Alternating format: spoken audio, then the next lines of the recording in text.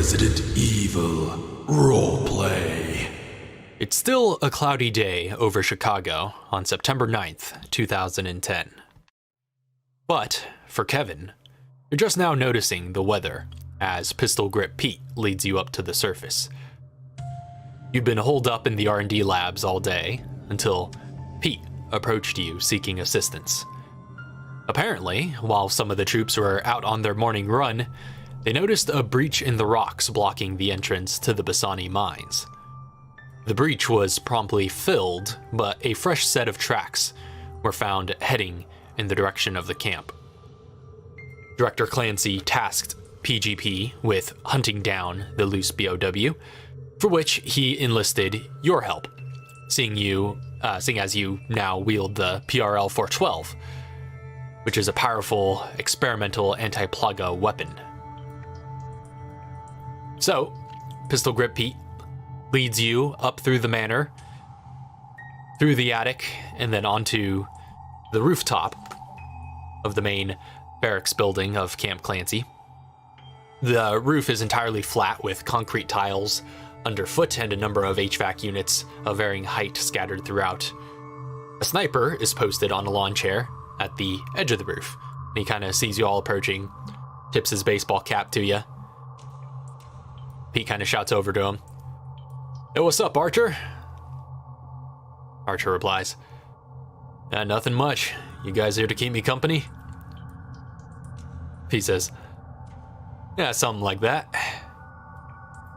And he kind of goes over, leans over the edge of the rooftop, looks around, and looks back to you and is like, "All right, Kevin. Guess this is where we'll keep our watch. So, just look out for anything suspicious." I think it was like bugs or something that they had in those mines all those years ago. Oh, bugs. Oh, how pleasant. Yeah, tell me about it. Well, so while they're waiting around, Kevin's just gonna... He's basically, just lean the PRL against the wall and stand next to it. Yeah, you pull out this big, high-tech looking, almost science fictional looking laser cannon type device, and you lean it against. There's a nearby HVAC unit that you kind of prop it up against and are able to lean against yourself. Some time goes by, relative quiet. The wind's blowing.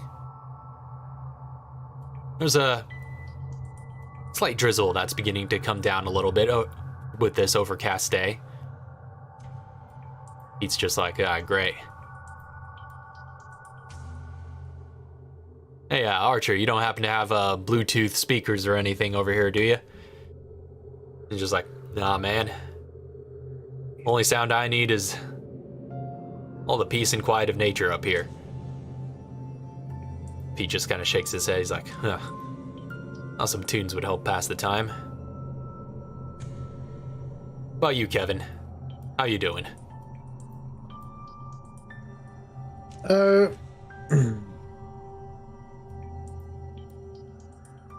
I guess I've just been doing a lot of thinking lately is all.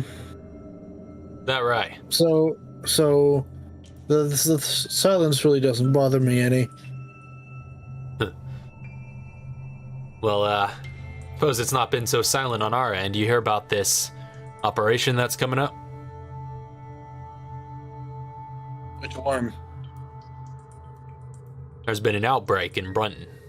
Why do I know that name, Brunton? Brunton, as Kevin may recall after racking his brain a little bit, is the small Minnesotan town that Emil is from. The light goes on in Kevin's head and he just slams the wall in frustration. Damn it. Whoa there. What's got you all worked up? I can guarantee you who's behind it. Huh, right, yeah. We're pretty sure we know as well. We've gotten a lot of intel. Apparently thanks to some of our associates in the CIA. With that outbreak, we're scheduled to launch an assault on Greenhouse Solutions, their headquarters there in Lake Superior, in the coming days. So that son of a bitch is finally moving. Huh. Or he slipped up. Whatever the case may be, it's time for the BSAA to step in. It's finally time to settle things. Right. Understand you had some history with that Dr. Johansson that leads that company. It's a long story. You want to hear it? I wouldn't mind it. I would ask Director Clancy, but even though we're pretty tight, he doesn't like to talk about it too much. There's a reason for that. But let's start at the beginning. So, do you recall? Now, I'm sure you know. Of course, everyone knows. It all started during Raccoon City many, many years ago. So, back then I was just helping my father, basically working under him and doing some stuff, some minor engineering work that he couldn't get around to because he was absorbed in his job from Umbrella. Your father worked for Umbrella. Yeah, That's news to me. Also, were you in Raccoon City during the outbreak? I was, yes. That's where I met Emil, and that's where I met Chauncey. That's where I met Katara and Archaea. More than anything else, she is what ties the two of us together, Emil and I. Now, Archaea and I, we bonded over a life and death situation. We were escaping the city together. I believe we were the first two. Yeah, I recall we were the first ones to reach the camp. Yes.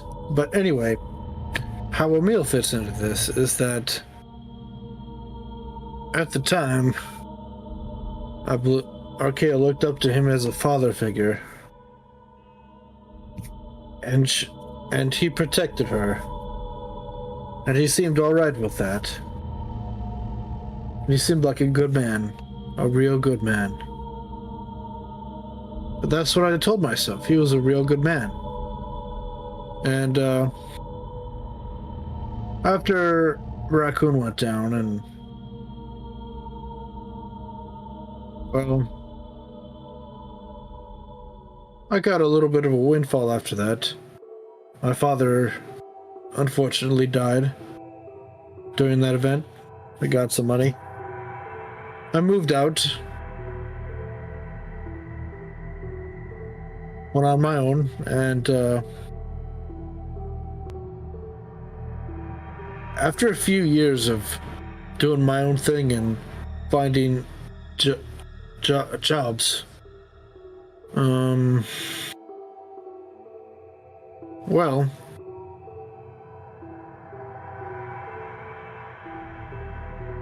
Archaea and I met up again, and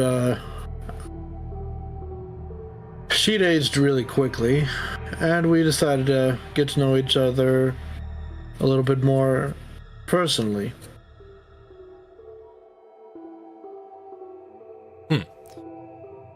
Now this Archaea, that name, if I recall it correctly, that was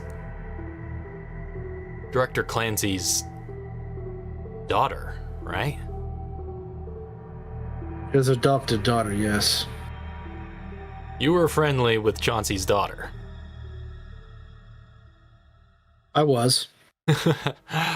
But you're more impressive than you look. I appreciate it. I believe we got real personal with each other after... I believe it was some kind of funeral event or something. She held some service for her dead mother. She'd never got to know her, and she invited her real father, Aiden, to for this event. Have you heard about Aiden? Well, you've seen him around, haven't you? Yeah. And I've heard the stories. I mean, it was a while ago, but he was here on base at one point. Indeed he was. That sounds like this girl had a lot of father figures in her life. Yes. How does this factor into Emil? How does he go from here to being the CEO of some big pharmaceutical company? Well, funny enough, I had a significant part in that. See, Emil and I, well, he told me that he would find a way to cure her aging problem. See, I wanted to live a few long years with her, and that aging was going to make things difficult. So, when Emil said he could find a way to solve this issue, I never told anybody else about this at the time, but I joined him in his quest to fix this, but only because I wanted to see her get better. Eventually, though, now I'm okay. Back up. I was working with him, and I'm the one who basically designed Greenhouse Solutions. I designed that building. I'm the architect. What, their entire headquarters facility?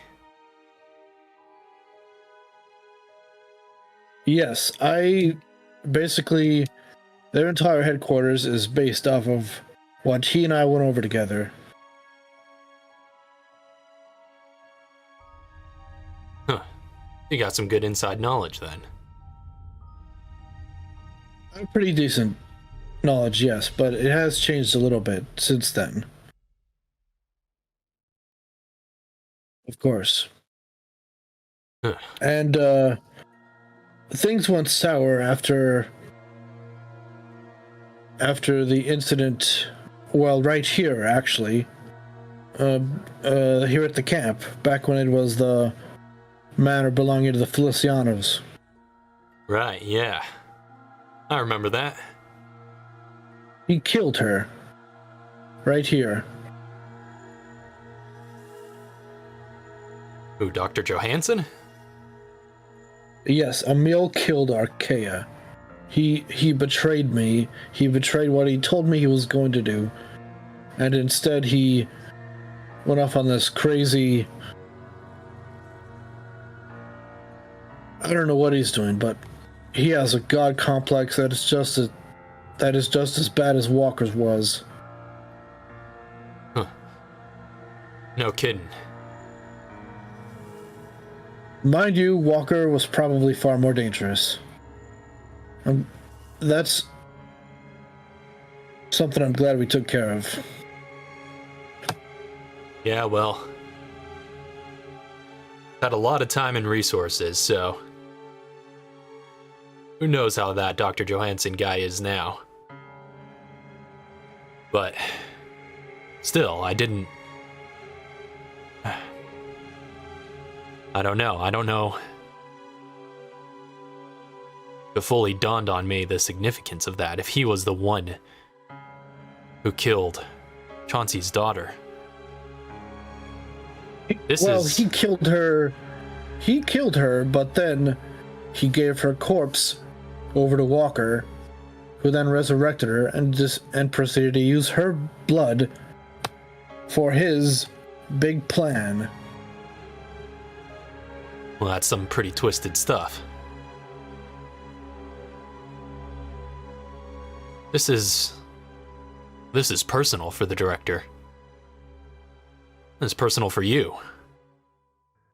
He won't say anything, but it is personal for Chauncey. And I guarantee you, he doesn't care if he dies on this next operation. But he's always been like that. Pete's eyes go a little wide. Huh. I see. There's a lot riding on this for him. Go ahead. I was going to say, have Kevin go ahead and make a quick perception check. Oh, plus 16. 8. Nice. You notice, kind of set the scene here a little bit, you're kind of looking over the edge of the front of the manor, and you're looking over the field where the vineyards once were back when it was the Feliciano Manor, but now are just, flat grassland, plain field in front of you.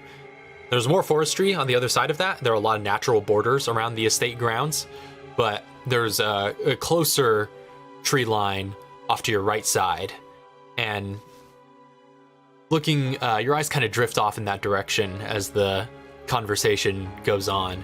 You notice some movement in the brush at that tree line. Some of the foliage rustles, then a piece of it momentarily jerks aside, but you don't see anything there. He sighs, and then he picks up the PRL over there in the brush. He nudges the sniper. He's like, Archer, spot it. See anything down over there? Archer looks down his optics, aims for a moment, kind of scans the area and says, no, I've got nothing. I saw something over there, I promise you. What'd you see? There was some rustling over there. Definite rustling. What, just in the bushes?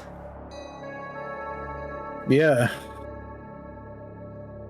But you didn't see anyone or anything?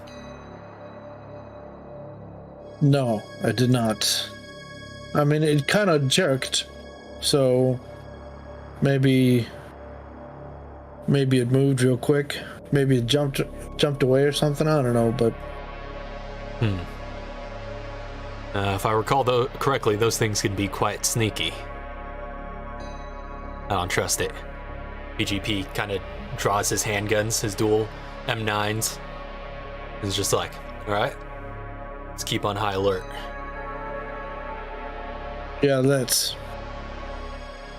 He kind of keeps his head on a swivel, but almost picks up a bit of the conversation again with you. He says, I can't say I knew all that history, but not gonna lie, Kevin. I didn't think too much of you before, but realizing that you went through all that you survived Raccoon City, definitely a lot more to you than meets the eye. Very resourceful. Huh. I tend to be underestimated quite often. I see. I mean, I knew you liked to party with Chauncey on some of his missions. Guess there's a reason he trusts you. Yeah. Of course, I've come close to death a few times. I mean, obviously there's the battle we had with Walker. I think I made him the most angry in that in that old skirmish. He gives a wry smile.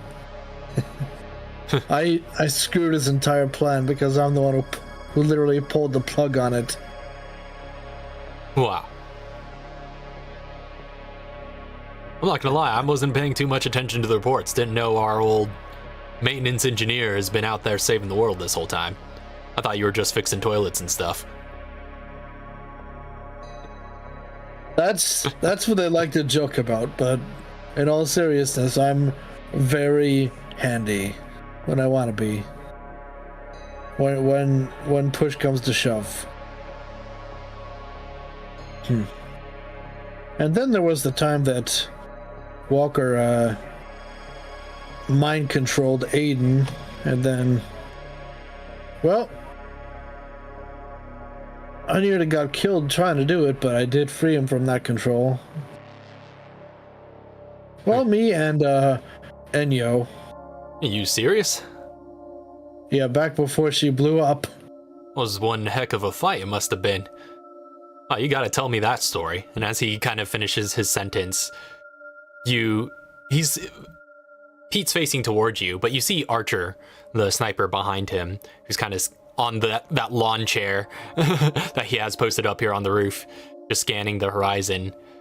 He suddenly just jerks upward and gets lifted out of his chair, and he's just like, and you see his feet are dangling above the ground.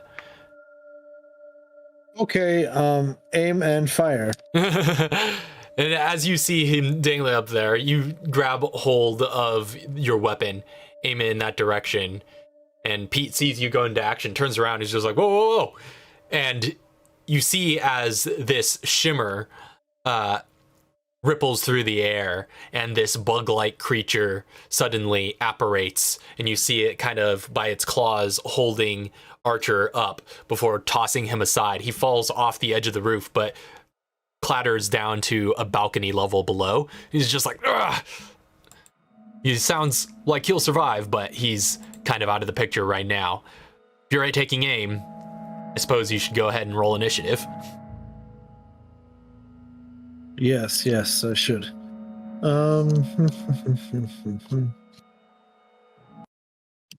Okay, your service a +7. Right.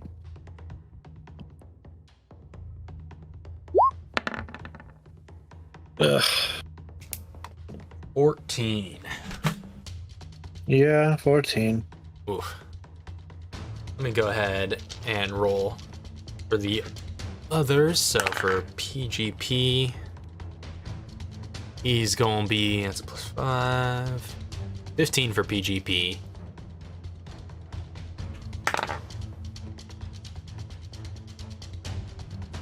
Okay. And 14 for you, so in that event, yeah, the bug BOW, the Novastador, as they're called, gets to go first. So it's going to go ahead and, seeing you and Pete going into action, it's going to charge towards you and attempt to swipe at you with its claws. All right. That's going to be a natural 20. Come on, man. Right off the bat.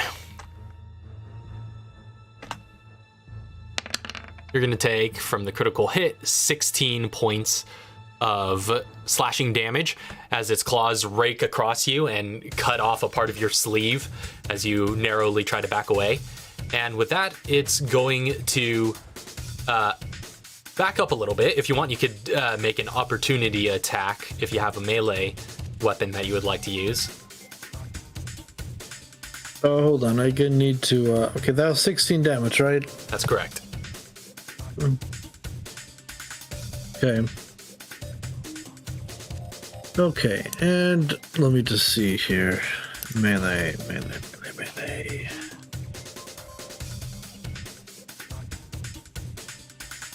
Or if you don't have anything, I don't. you just let it walk. Well, although as it does move away, it actually uses its bonus action to that shimmer again, and you see its glowing eyes are the last thing that finally fades, that are just floating there in midair for a moment as it goes invisible once again. So that's going to be the end of its turn. But PGP is up second. He actually rolled a little bit better than you did. And so he's going to go ahead, spin out his dual handguns and start popping some shots. So he's going to get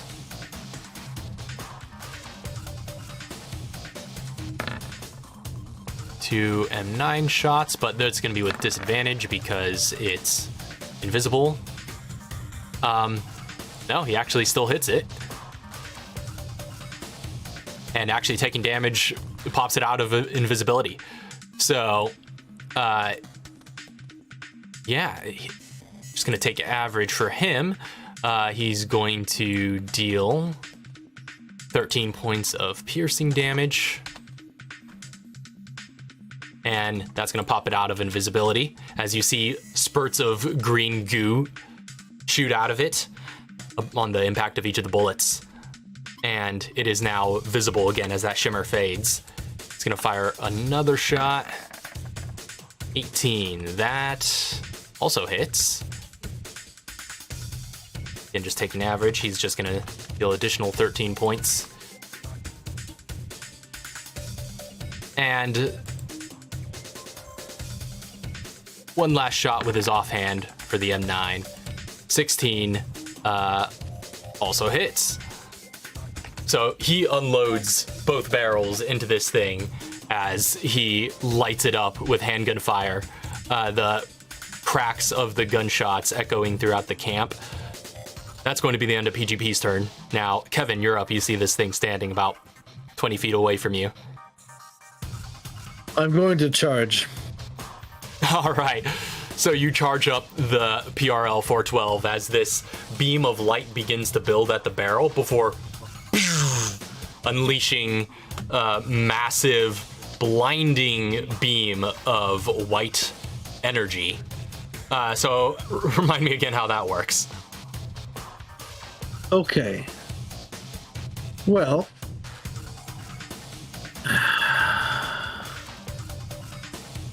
okay, let's see. They must make a con saving throw. If it's a Plaga creature or if challenge rating 5 or lower, it dies instantly on a failed save or takes 10d6 flash on success. Alrighty, so con save. That's an 18. What's the DC? The DC is... I actually rolled pretty high on that one.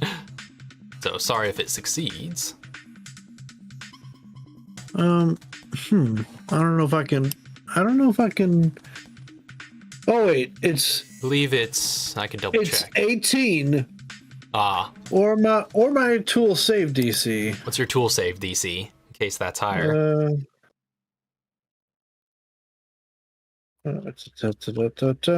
18. Well, what do you know? All right, so 18 either way. So it does succeed. However, it is a Plaga creature, which means instead of dying instantly, it is a Plaga creature within that CR range too. So if it failed, it would have just died instantly. No need for any rolls, but it instead takes a whopping 10d6 damage. So go ahead and roll that out.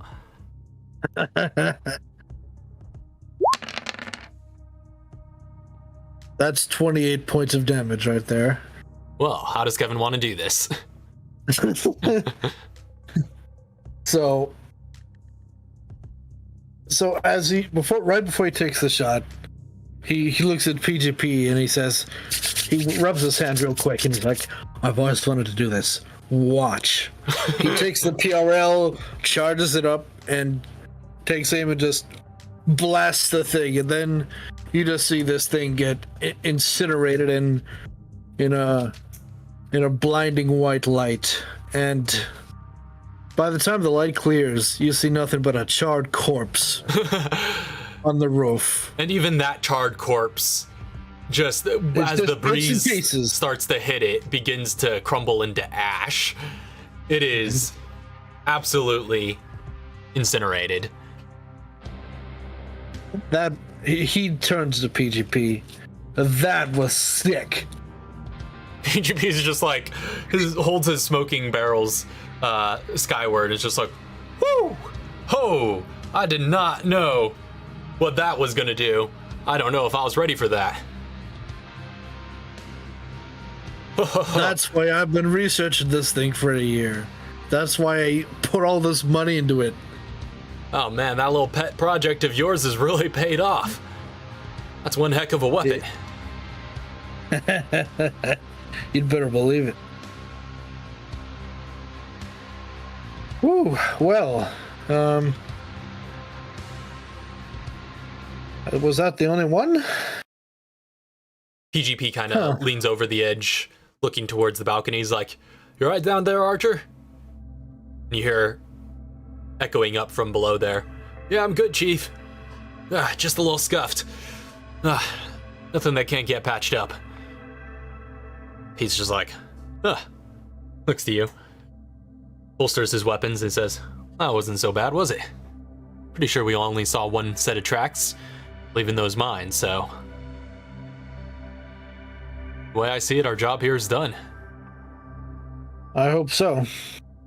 I like the way you move, Kevin. Went into action pretty swiftly there. Not gonna lie, in another life, you probably could have made a good soldier yourself. I'm content with the, what do you call it, I'm content with a lot I've been given. Even if there has been a lot of loss along the way, but I'm fine. I just have to move on and tie up the loose ends along the way. I admire your resolve, kid. Look, he kind of stares off into the distance for a moment before refocusing on you and simply says, "Yes, if you want in on this next op, I have to ask the director, but I'm sure he'll let you in. Your expertise about the facility, as well as your own personal connections, will no doubt prove valuable to him. And as far as I can tell, the director doesn't tend to say no to you. Not often, at least." I dare him to say no to me.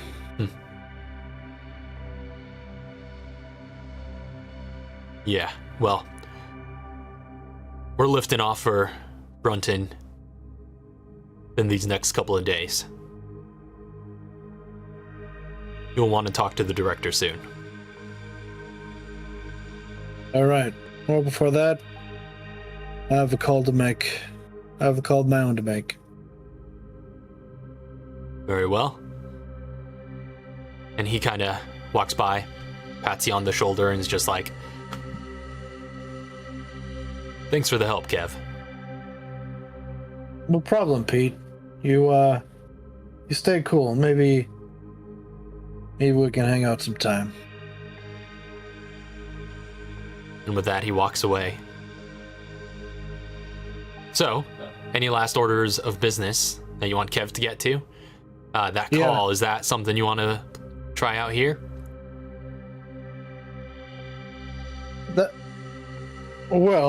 That's sort of a, I'll leave that for a cliffhanger. Very well. So you return to the R&D labs, make your preparations, and begin setting up for a meeting with Director Chauncey Clancy, looking to get on board his upcoming assault on the Greenhouse Solutions headquarters. And that's going to be where we end this prologue. No, wait, one more thing. I didn't think we were ending that fast. Before he gets off the roof, he looks in the distance for a few minutes, and then he takes out a cell phone. He dials a certain number, and he holds the phone up to his head, and it rings once, twice, 3 times, and then he gets an answer, and then he's like, hello, yeah, Aiden, this is Kevin, and like cut or end scene right there. And with that, we wind Kevin's prologue to a close. So, Kevin will return in Resident Roleplay Prometheus.